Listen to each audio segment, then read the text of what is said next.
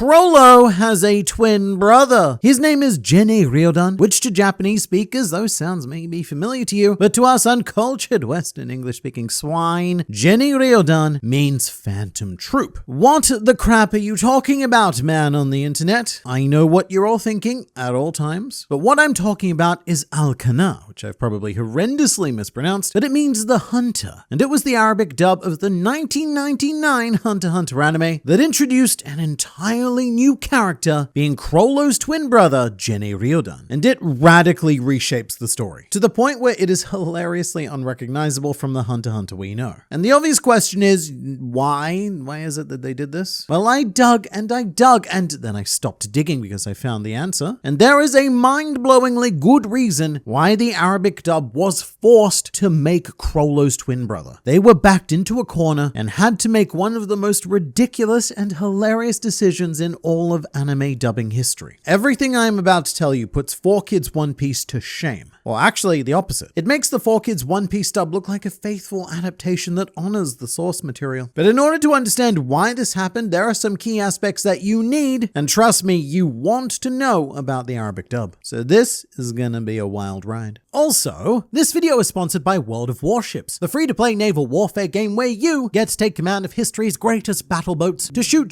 the guns and make your opponents go bang bang. All of which is amazing. I actually really enjoy this game. But you know what? I've been thinking that there is a way that I could enjoy it just a little bit more. And that way would be anime girls, the unsung heroes of real-life warfare who are now available through the Arpeggio of Blue Steel collaboration, featuring new ships, new skins, and new commanders, each with full voice packs to weeb your unsuspecting opponents into submission. And this content is available on consoles as well, as it should be, because this game serves a feast for your focal orbs with its enhanced graphics, as well as the option for team or solo play, each offering different strategic goodness to invoke. Plus, we have unique ships for this collaboration, being the Divine class. So you can and should download World of Warships through my link in the description, and during registration, you'd best not forget to use the promo code ARPARPARP. Lots of A's, R's, and P's, like I know. But you should thank these 3 letters because they'll grant you 2.5 million credits, 500 doubloons, a 7-day premium account, and 5 Arpeggio of Blue Steel containers. So absolutely go do that thing. It's because of sponsors like World of Warships that we're able to do our thing. And speaking of, for now, it's back to fictional hunters. The first thing to understand is that it aired on a network called Spacetoon, which was programming designed for kids under 13. And Hunter x Hunter it's not an amazing choice for that particular demographic. So we've got to make some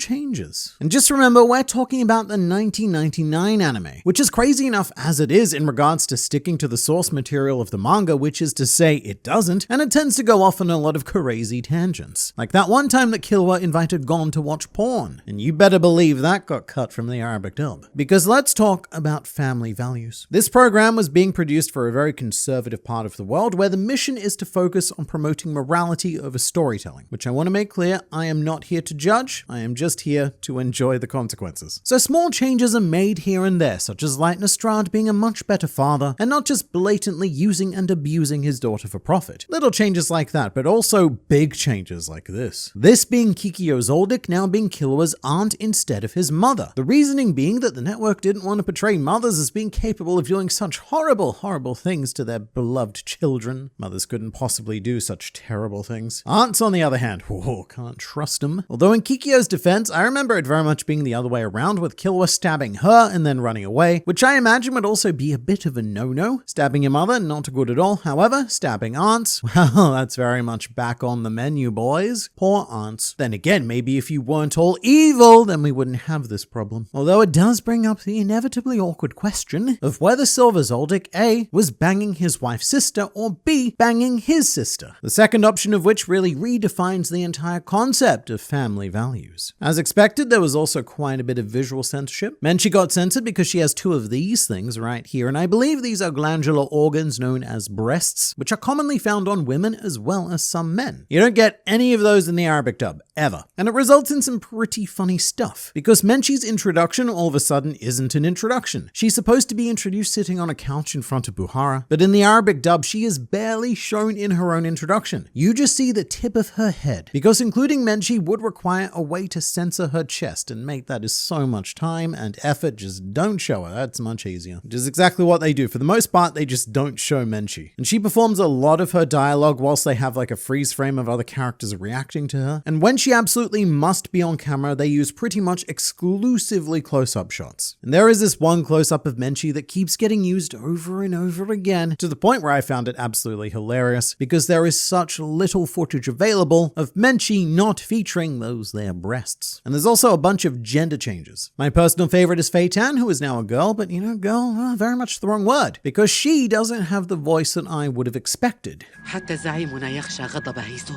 She sounds very rich, very mature, and a bit like an overbearing elderly woman. Meanwhile, Melody is now a boy named Seizito, but again, boy, not accurate, because due to appearance-based reasons, they portray Melody more like an elderly man mentor, constantly giving Kurapika advice and calling him son. I feel like the reason why these changes were made is pretty obvious. We're talking about Arab countries in the 90s. So if you look feminine, mate, you're a woman, and if you look like a man, you a man. There is no room for ambiguity. And while I'm not sure if this was actually the case, many Arabic dub watchers have informed me that they thought Kurapika was a woman as well, which, look, to be fair, that happens in the Western world as well, and I don't blame anyone, because there are certain scenes in the 1999 anime where Kurapika has what I would describe as rather pronounced and very uncensored breasts. Hisoka is also quite radically transformed, as you may have imagined. Our horny battle clown is no more, there's not a swing to be had here, and he has an incredibly low, gruff voice, possibly to compensate for his more feminine appearance, in order to really emphasize that manliness.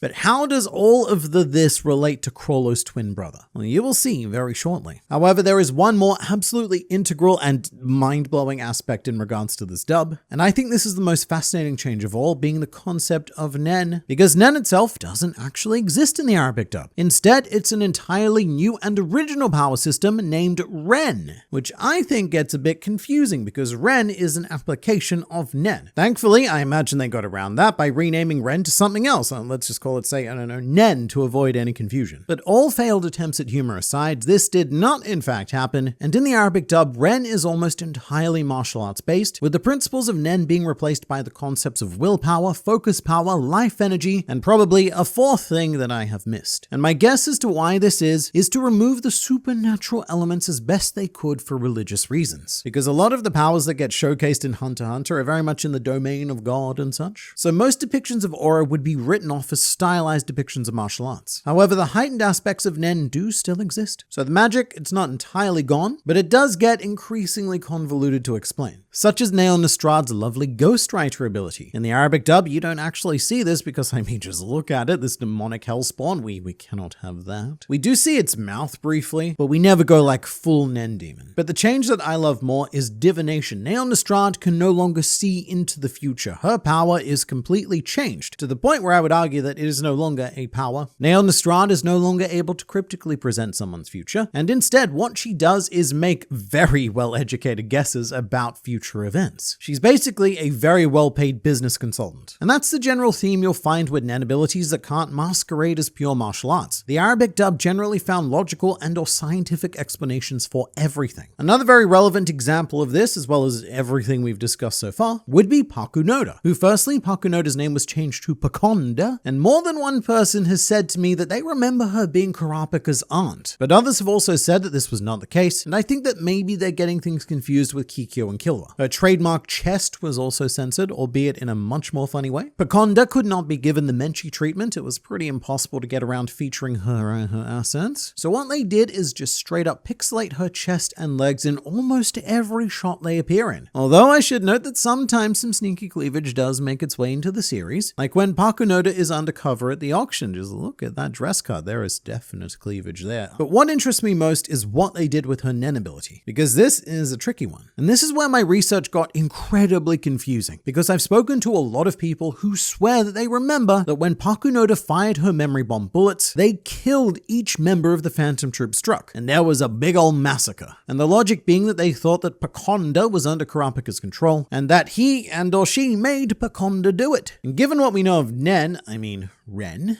Given what we know of that, it would seem pretty reasonable, because in the Arabic dub, bullets don't have any special properties anymore. So when you remove the supernatural element of Nen, what you get in this scene is Pakunoda brutally executing the Phantom Troop. But I watched the episode, and even though I don't understand Arabic, I know that this is 100% not the case. So I sought a more detailed explanation that claims that what Pakunoda fired was actually, quote, warning bullets, so neither magical Nen bullets nor the real killing bullet. And these warning bullets were designed to warn the troop about the impending danger. That danger being 10,000 police officers being sent to capture them. That's right, 10,000 police officers. And it's important to note that Kurapika doesn't work with the mafia in this version, and instead he's in league with the police who all wear schmick black suits. Alright, we have laid the important groundwork, so let's get to the important business of Chrollo's twin, because everything else about this dub is understandable. The censorship, the removal of certain aspects for religious reasons, yeah, I get it. But creating Chrollo's twin brother doesn't fit with any of that, and it almost makes it sound like they were trying to mess up the dub on purpose, but they absolutely were not. Chrollo's twin, Jenny Ryodan, was apparently the former leader of the Phantom Troop, which I guess would explain why they were named after him, and Chrollo was just being allowed to temporarily lead the troop whilst Jenny Ryodan was gone and or assumed dead. From what I can tell, it's kind of vague. And here's how you can tell the difference between Chrollo and Jenny. Every time you see Chrollo in his standard outfit, this is a Chrollo, but every time you see him in the suit with the headband, which I refer to as Suave Chrollo, this is his brother Jenny. And for the most part, this works out weirdly well because Suave Chrollo is never seen with any other Phantom Troop member. So it genuinely looks like Jenny is always acting alone. Jenny is out there getting stuff done in the field, whilst Chrollo does pretty much literally nothing in the Arabic dub, except for sit in the lair and ponder about not wanting to become his brother. Very importantly, Jenny Ryodan was also the one who committed the Kurta clan massacre. Whilst Chrollo was absent, he had nothing to do with that, and Hisoka's mission in the series is to fight Jenny Ryodan, not Chrollo. And that's understandable because Hisoka would have zero interest in Chrollo because he is not exciting at all. And speaking of doing stuff, yes, that would mean it's Jenny who takes action on September 3rd and fights against both Zeno and Silver Zoldyck, further providing us with the sweet, sweet Arabic dub lore that in the past, Silver and Jenny fought before, whereas Chrollo has again done very little, if anything, after which point Jenny Ryodan dies? ?